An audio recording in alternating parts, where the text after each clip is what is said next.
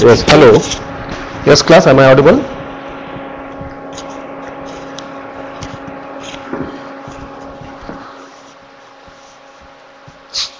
Yes, hi. Good morning. Sorry, good evening. It's already evening, right? I am already in the morning mode. Anyway, yeah, good evening to all of you, and welcome to our. This is our class number 2 on management accounting. Yeah, good evening. So before I'll start with today's class, I'll just quickly I'll summarize what we have covered in our last class. So those who were there with me, they must be remembering.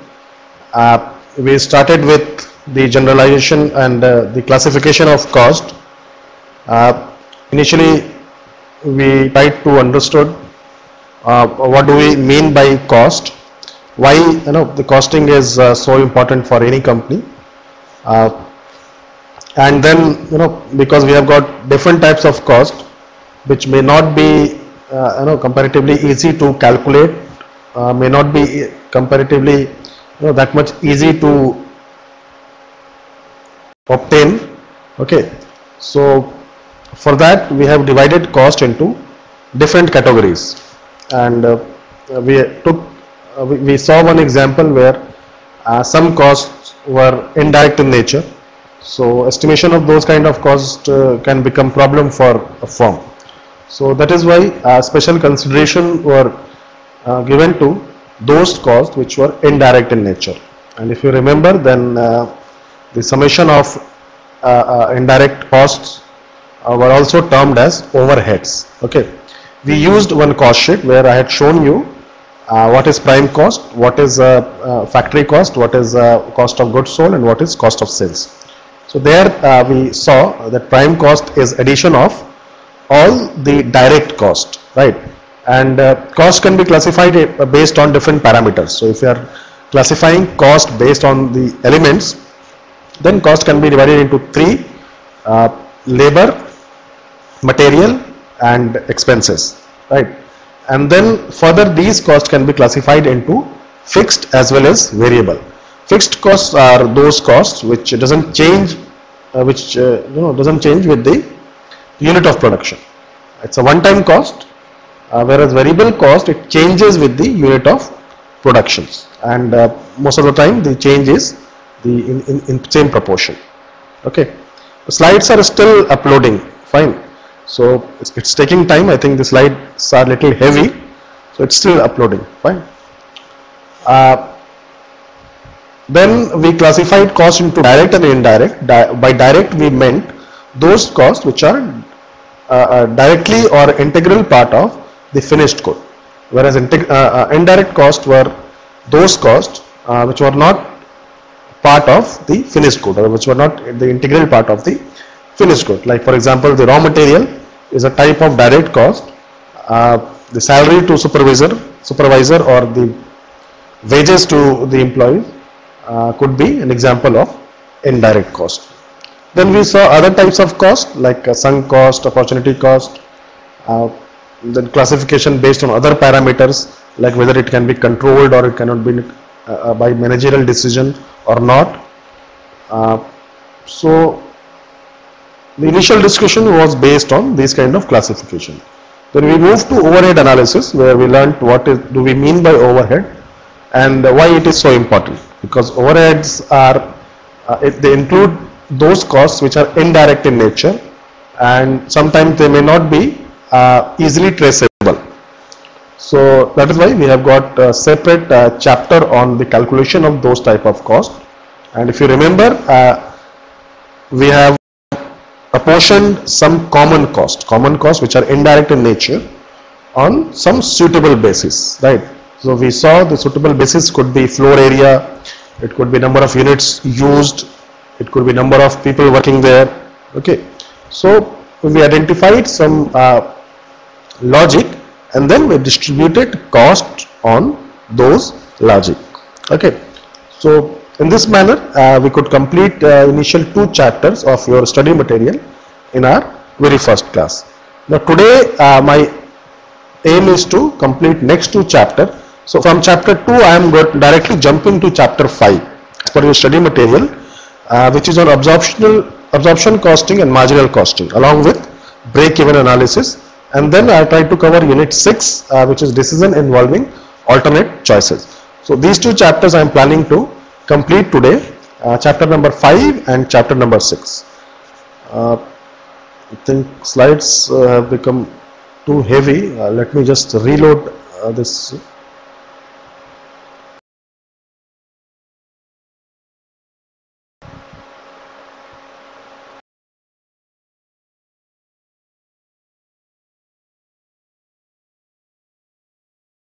That's coming now. So our first chapter for today is absorption costing and marginal costing, and then break-even analysis. Now this chapter is very important as far as the management accounting is concerned, as far as even your syllabus is concerned from the point of view of your exam, because this chapter deals with the crux of management accounting, because most of the decisions which are taken considering cost into the consideration, they are mostly based on break-even analysis. And break-even analysis concept you must have also studied in your economics chapter, and many of you must be knowing that break-even analysis is a point where a company has no profit, no loss, or it's a point where company is indifferent to profit and loss, right? So we are going to see how break-even analysis can be studied from the cost perspective, and how it can be used by managers to take better decision or efficient decision. But before we understand what is break-even analysis, we should first understand marginal costing concept and absorption costing concept.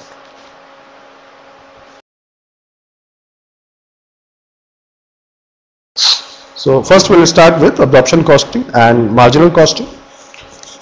Now before we allocate all manufacturing cost to products, regardless of whether they are fixed or variable, this approach is known as absorption costing or full costing. Now absorption costing is the traditional way of finding out the total cost. Okay. See, cost, here I need to introduce one more thing. The cost can be divided into manufacturing cost and non-manufacturing cost. If you remember in the first class, we classified cost into two: period cost and product cost. So manufacturing cost are, it is a more or less interchangeably used with the product cost, and non-manufacturing costs are interchangeably used with the period cost. The manufacturing costs are those costs which happens during the manufacturing of a product, right? Like raw material cost, laborers who are directly involved in the production process, the supervisors in the manufacturing unit. So these costs comes under manufacturing cost, whereas non-manufacturing costs are those costs which happens outside the manufacturing production process. Like for example, office and maintenance expenses, right? Telephone bills of office, electricity used by office. So these costs happen outside the manufacturing process. So they are non-manufacturing costs. Okay. So before we allocate all manufacturing costs to product, absorption costing. So here we are calculating all manufacturing costs. So cost incurred in the manufacturing. But if we are taking both fixed as well as variable to calculate total manufacturing cost, that is known as absorption costing. Whereas if only variable costs are relevant to decision making, then that will be marginal costing or variable costing. So in variable costing or marginal costing, only variable costs are considered for decision making approaches. Whereas in absorption costing, the total cost, that means the variable cost as well as fixed cost, both are calculated to take any decision. Now what is the advantage of taking only variable cost, or what is the disadvantage of only taking variable cost? This we are going to see in the coming slides.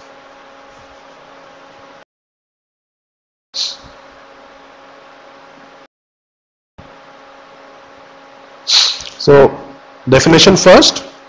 Absorption costing, it is a costing system which treats all manufacturing costs, including both the fixed and variable cost, as product cost.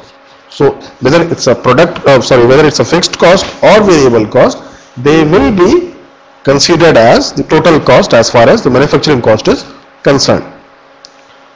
Whereas in marginal costing, it is a costing system which treats only the variable manufacturing cost as a product cost, and the fixed manufacturing overheads are regarded as a period cost.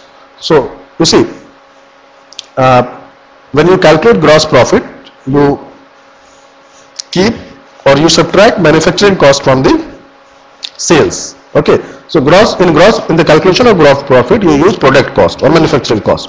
So in absorption costing, you calculate both fixed as well as variable cost, whereas in marginal costing, you only include the variable part, and the fixed manufacturing overhead, it is considered as period cost. So you don't include it for the calculation of gross profit. Just to show you, how these costs are interrelated to each other. So first, on the top you can see absorption costing. Now under absorption costing, if you see, you have got manufacturing cost, which is made up of direct material, direct labor and overhead. So overheads is your addition of all indirect costs, right? So if you see, the next step is finished good. Now finished good absorbs cost from direct material, direct labor as well as overhead. Okay, then from finished good you calculate cost of goods sold, and finally it is transferred to profit and loss account. Now next is not from the cost, the next step, the next direction goes to non-manufacturing cost, which is your period cost. Okay, so in absorption costing, cost is divided into two: manufacturing as well as non-manufacturing. Manufacturing includes fixed as well as variable, whether it's direct material, direct labor or overhead. So all fixed and variables are absorbed in the finished goods. Now next you will see marginal costing, which is below this. So marginal costing, you can see again cost is divided into two: manufacturing as well as non-manufacturing. But from manufacturing you only include direct material, direct labor and variable overhead for the calculation of finished good and cost of goods sold. So fixed overhead is not absorbed in the finished good, and it is considered as period cost, and then finally it is transferred to profit and loss account. So this is how the treatment of cost differs in both the method, absorption costing as well as marginal costing. Now as I said, absorption costing is the traditional way of finding out the cost. So if you remember, before knowing costing, you used to subtract total cost out of sales. So sales minus total cost, you say that is a profit. So that is a absorption costing method to calculate the profitability. Marginal costing is a relatively new concept, and mostly it is used by cost accountant, where they only consider variable cost for the calculation of gross profit, and the fixed component of overhead cost is considered as period cost. Of course it will be used, right? So it will be used for the calculation of net profitability, but for gross profitability it won't be considered. Now here I have shown profit and loss account statement using both the technique. On left side you have absorption costing, and on right side you have marginal costing. So now if you see absorption costing, on the top you have got sales, and you subtract cost of goods sold out of that to calculate gross profit, and then from gross profit you subtract the period cost, which is selling expense, administrative expense, other expenses which are again a period cost. So if you do that, if you subtract that from gross profit, you get net profit in the bottom, right? So here cost of goods sold includes both variable as well as fixed manufacturing cost. Now if we move to marginal costing, which is on the right side, so here again on the top we have got sales. Now here you subtract variable cost of goods sold, right? And when you do that, you get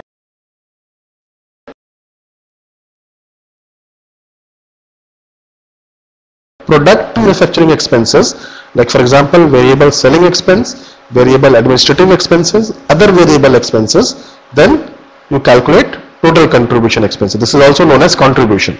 So contribution is nothing but sales minus all the variable cost, whether it's periodic or product, whether it's manufacturing or non-manufacturing. and then finally you subtract all the fixed cost, whether it's selling expenses, whether it's administrative expenses, whether it's other fixed expenses. So when you do that, again in the bottom you have got net profitability. So the bottom and top for both the method is same, right? You subtract cost from sales in order to arrive at net profitability, but there is a difference in between. In absorption costing, first you calculate gross profitability, whereas in marginal costing, first you calculate contribution, and contribution is sales minus variable cost, and then you subtract fixed cost to arrive at net profitability. Just to clear this with an example, a company started its business in 2005. The following information was available for January to March 2005 for the company that produced a single product. Now here, if this company is producing a product whose selling price per unit is $100, the cost direct material per unit is $20, direct labor per unit cost is $10, fixed factory overhead per month is 30,000 because it's a one-time cost, so it's, it is not normally calculated on per unit basis. The variable factory overhead per unit is $5, fixed selling overhead is 1,000, and variable selling overhead per unit is $4. Now budgeted activity was expected to be 1,000 unit each month productions, and sales for each month were as follows. So this company is producing 1,000 units, but their sales are little different in if you compare January, February and March. So in January they could sold 1,000 unit out of 1,000 units produced. In February they could sell only 800 units out of 1,300 units produced, whereas in March they could sold more than what they have produced. And how they could manage to sell more? Because they were having opening entry from the last year. Now we are asked to calculate the profitability using both the method. So you are required to prepare absorption costing and marginal costing statement for the 3 months.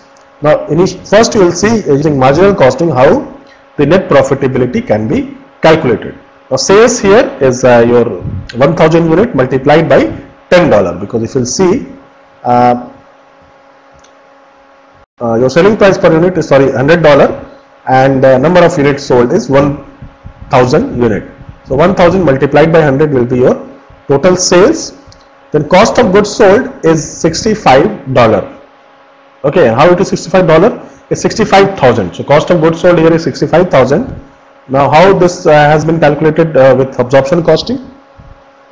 See, $20 is direct material, $10 is direct labor, and $5 is variable factory overhead. So this makes $35. Now $35 multiplied by 1,000, 35,000 is your total variable cost, and your total fixed cost is 30,000. So 35,000 plus 30,000 is 65,000. So you will see here it's $65,000 as a cost of goods sold for the month of January.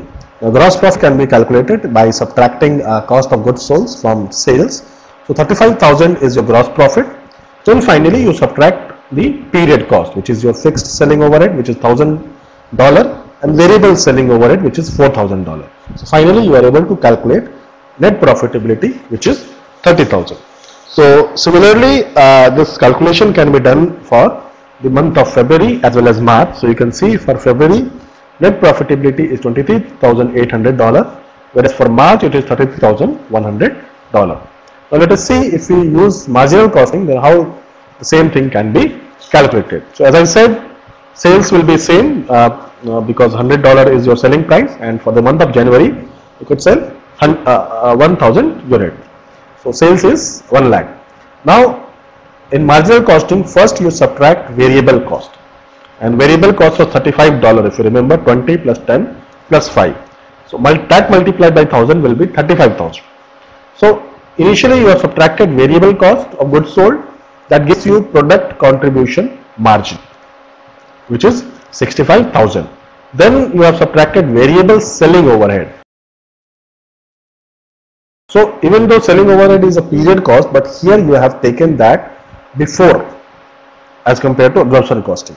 So that gives you total contribution margin, which is 61,000.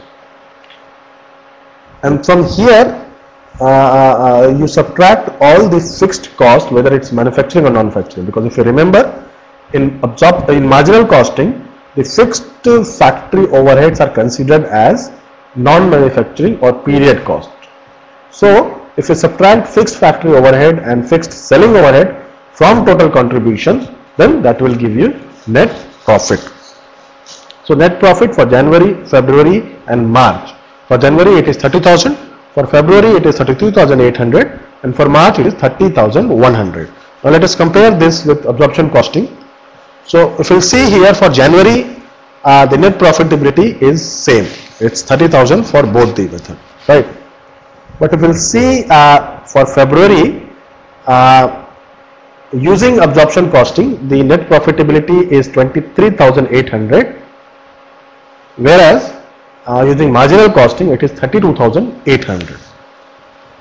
And now if we compare with March, so for March your net profitability using absorption costing is 33,100, whereas of using marginal costing it is 30,100. And why this difference is there? Because if you see, the difference lies in the fact whether they are having closing stock or not. So for January you can see they have sold whatever they have produced, and that is the reason why there was no difference in net profitability for both the method. Whereas if you see February, there is a closing stock, because what they have produced they could not able to sell completely, right? And now if you see March, they could able to sell more than what they have produced. Okay, and because of this you can see difference here. Now for February, absorption costing gives you a lesser profitability, right? Whereas in March, marginal costing gives you lesser profitability. So in March they have sold more than what they have produced. Okay.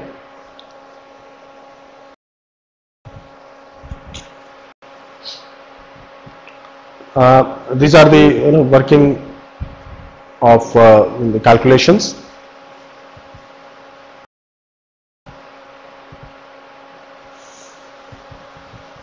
So now let us see what is the difference between absorption costing and marginal costing, because calculation wise we have seen some difference, and that difference arises when there is a closing stock with the firm, and if there is no closing stock, then there seems to be no difference as far as the net profitability calculation is concerned.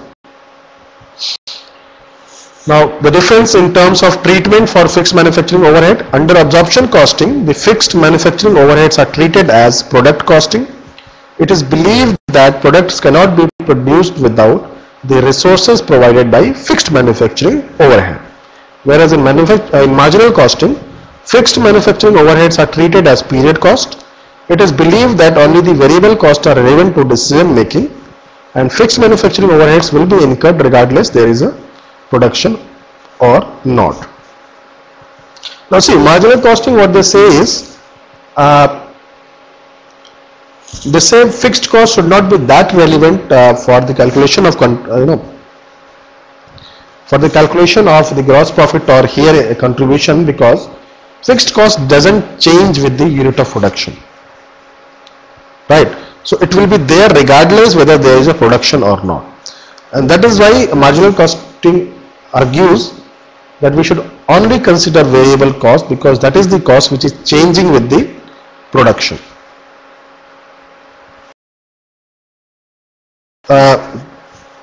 Can you just browse through last calculation page once? Okay, which one you would like to see this? Yeah, which from the start?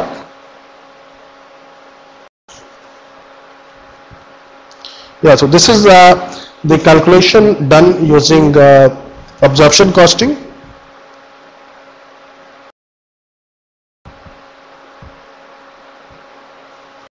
And this is using marginal costing, and page number 18 is this. This is page 18 is, sorry,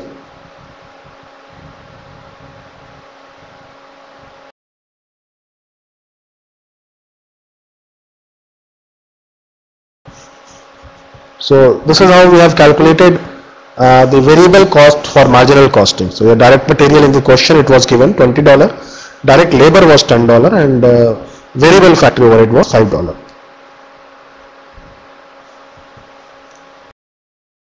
Right. See, this is the question. This was the question given to you. So you have got information related to cost and selling price, and you have also got figures related to units sold and produced. So that shows you whether this company is having closing stock or not. Okay. So on the basis of this page, we are asked to calculate net profitability using both the method, marginal costing as well as absorption costing. So this is the absorption costing method. You subtract total cost, whether it's variable or fixed, from sales. Total means the manufacturing cost. So that gives you a gross profit, and you subtract period cost, which is your selling and distribution overheads. So that gives net profitability. Whereas in marginal costing, you consider variable cost first to calculate contribution, and then from contribution you subtract all the fixed cost. Okay. So here the difference between period and product cost depends upon whether it is a variable cost. If it is a variable cost, then that's a kind of manufacturing cost. If it's not a variable cost, if it's a fixed, that is a period cost. Right.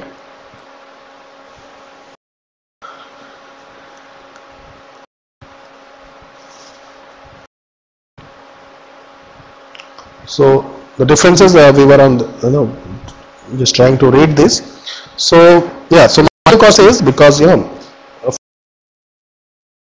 fixed cost is a one-time cost. It doesn't depend upon whether there is a production or not. So we shouldn't be considering this while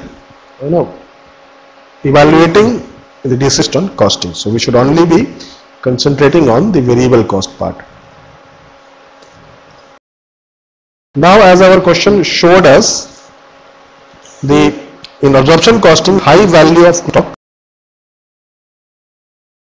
will be taken as some factory overheads are included as product cost and carried forward as closing stock. But in marginal costing, lower value of closing stock that included the cost only.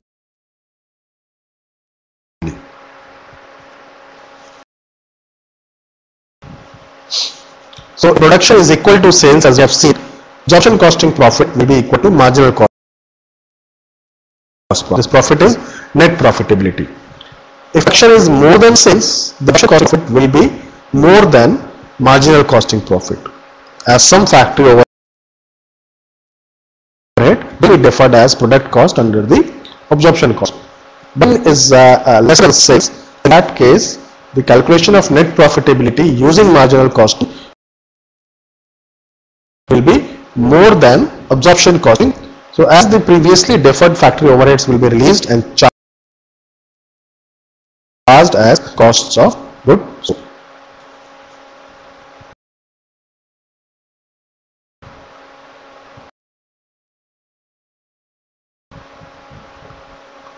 Now next is arguments for marginal costing. Now those who advocate for marginal costing, or they say marginal costing is better than absorption costing, so these are some of the reasons for that. First means decision making,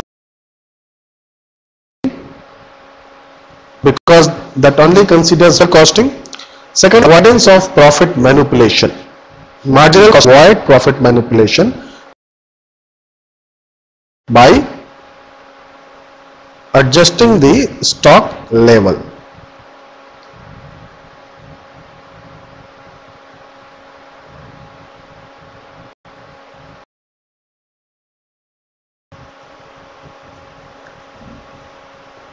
Yeah, hello.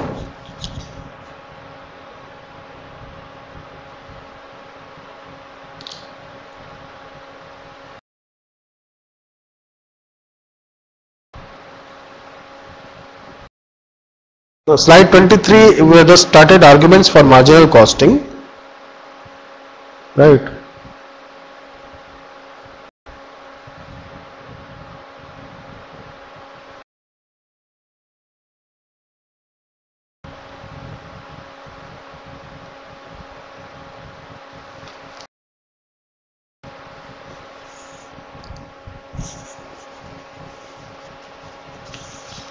Yeah. So why marginal costing should be preferred over absorption costing is what this slide is trying to tell you.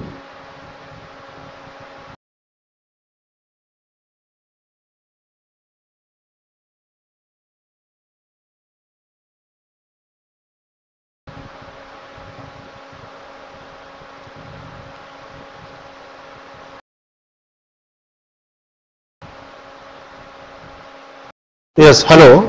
Am I audible?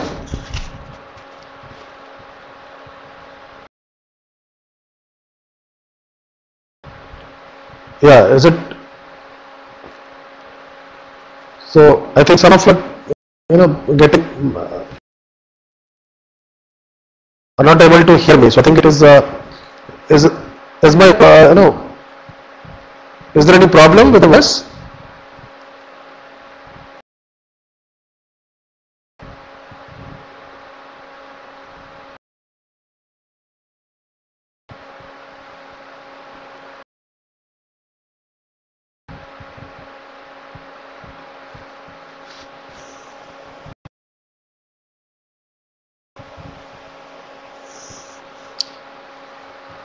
So for some of you it is okay, for a few it is having problem.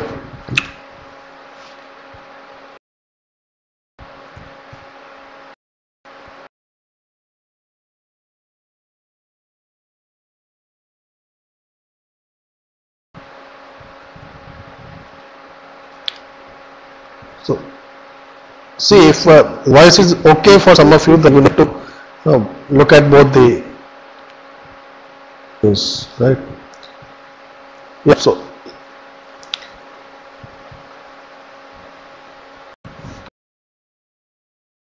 okay, so we were studying the arguments over why margin costing should be used over absorption costing. Now, first is it is more relevant for decision making because variable costs are this is the cost which changes with the production, and if you have production, then there is a zero variable cost. So why we should always be including fixed cost for the calculation of cost? Well, that is one. This also leads to avoidance of profit manipulation because marginal costing can avoid profit manipulation by adjusting the stock level. So here your stock is properly getting evaluated and not always including stock again and again. A consideration given to fixed cost. In fact, marginal costing does not ignore fixed cost, right, in setting the selling price. On the contrary,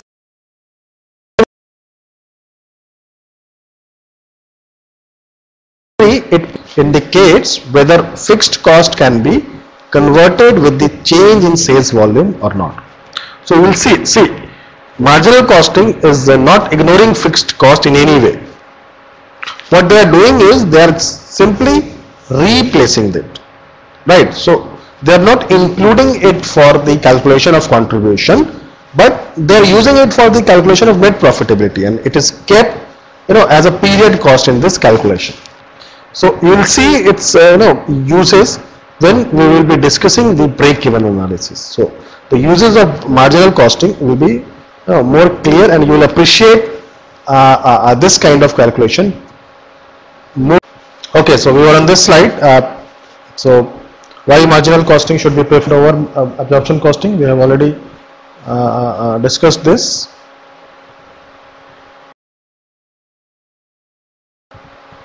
You want me to start with slide 22? Okay. This is slide 22. Now here, see, we have already done calculation for the calculation of net profitability using absorption costing as well as marginal costing. Now you have seen there was a difference in net profitability calculation depending upon whether production is equal to sales, or it is more than sales, or it is less than sales. So if production is exactly equal to sales, no matter whether you are using absorption costing or marginal costing, your net profitability was same in both the cases. But if production was more than sales, then profitability, with profitability I mean net profitability. So net profitability calculated using absorption costing was more than the marginal costing profitability. Whereas when your sales was more than production, then the net profitability calculated by marginal costing was more than the absorption costing profitability. And why there was a difference? Because the difference lies in the calculation of the cost associated with closing stock. Okay, so in marginal costing you include only variable cost as a part of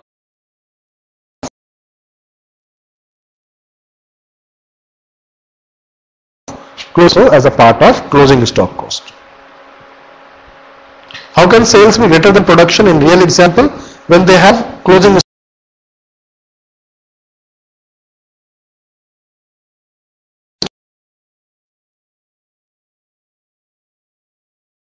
stock from in that particular year? Yeah, due to inventory.